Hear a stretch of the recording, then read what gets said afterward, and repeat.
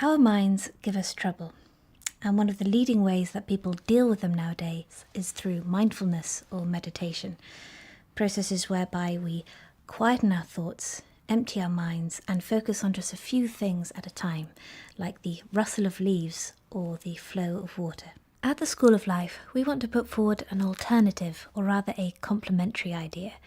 We've devised a technique based not on Eastern thought, but on ideas that come down to us through the Western philosophical tradition, and we've called it philosophical meditation. The basic idea behind philosophical meditation comes from the idea that a lot of the trouble in our mind comes from thoughts that haven't been properly cleaned up or ordered.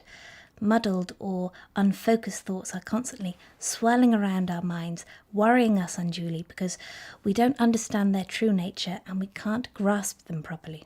Sometimes we feel the need to sort our heads out or get on top of things, but it's not quite clear how we might do this, or it's not very much discussed.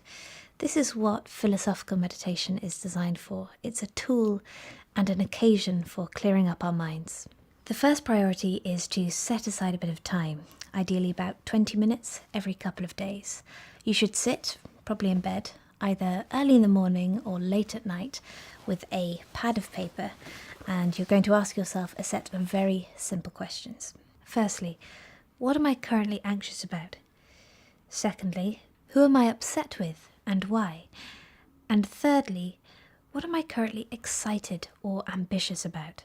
At first, when asked to respond to these rather large questions, the mind tends to be really inarticulate and a bit scared. Generally, something comes to mind, but you can't quite tell what it is. It might be a word, a mental image, or a place. That doesn't matter. Write it down anyway, and don't worry too much about its ultimate sense. Relax entirely, and don't censor anything. So, under what am I anxious about, I'm going to write down a few things. It'll probably be nonsense to anybody else, but that doesn't matter. I don't really understand what it means either. But the point is to get the inner censor out of the way and just get something down. Keep scouring the mind for stray wisps of anxious thoughts. Wait quietly and catch them like butterflies in a net. When you've got them all in, begin the second phase, which is analysis.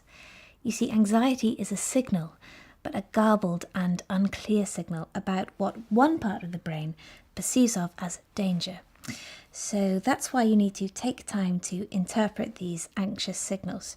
And to do this, you can ask yourself a series of 6 simple questions to every one of these anxious thoughts.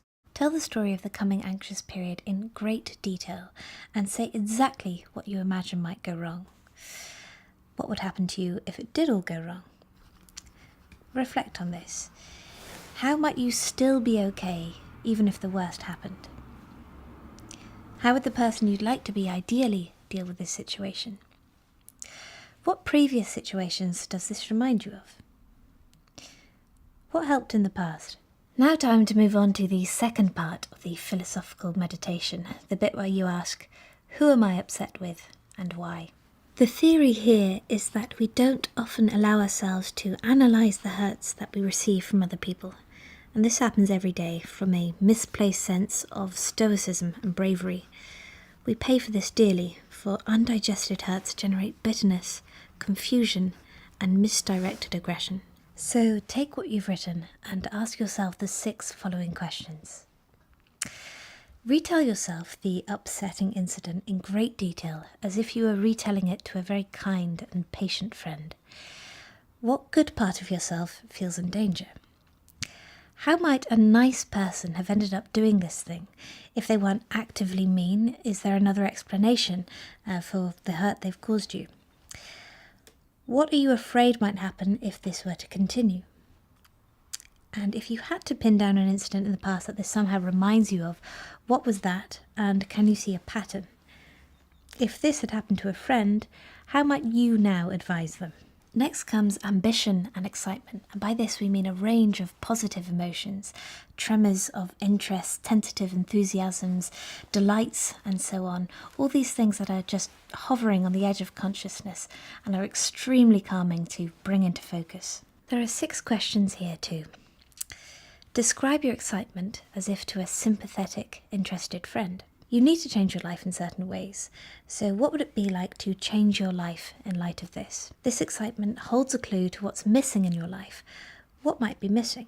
If this thing could talk, what might it tell you? If this thing could try to change your life, what changes might it advise?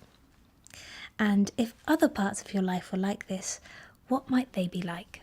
Answering these questions starts the vital work of decoding the jumbled mess that's usually clogging up our minds. And the longer we've gone without doing one of these mental audits, the more there will be to go through. Philosophical meditation doesn't magically solve our problems, but it hugely helps us by creating an occasion where we can identify our thoughts and put them into some kind of order. Fears, resentments, and hopes become easier to name. We're less scared of the contents of our own minds, and hence we're easier to live with and around. If you want to practice philosophical meditation more frequently, we've prepared a little guide to help you. The link is below the screen.